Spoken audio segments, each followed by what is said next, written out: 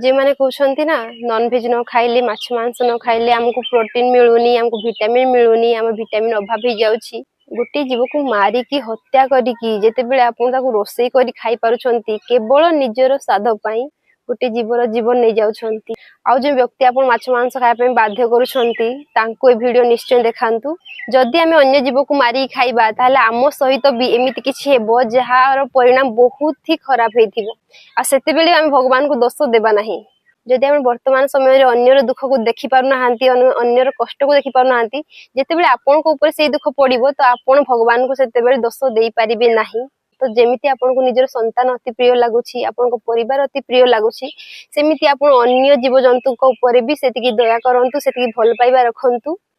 आमे मनुष्य जन्म पाइछि हमर सब ज्ञान अछि यह जानला परे भी जो अन्य को कष्ट हेउछि अन्य को मारी खाइले ताको बहुत कष्ट हेउछि तथापि आमे जानि सुनि निज स्वाद पय ताको मारी खाउछे ता बहुत बड़ पाप होई थाए यार परिणाम बहुत ही खराब जेमिति कि हमर एक्सीडेंट हेइ पारे एमिति अकाल मृत्यु हेइ पारे बड़ बड़ रोग व्याधि हेइ पारे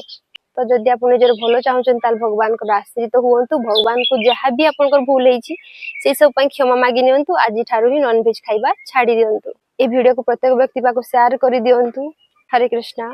राधे राधे।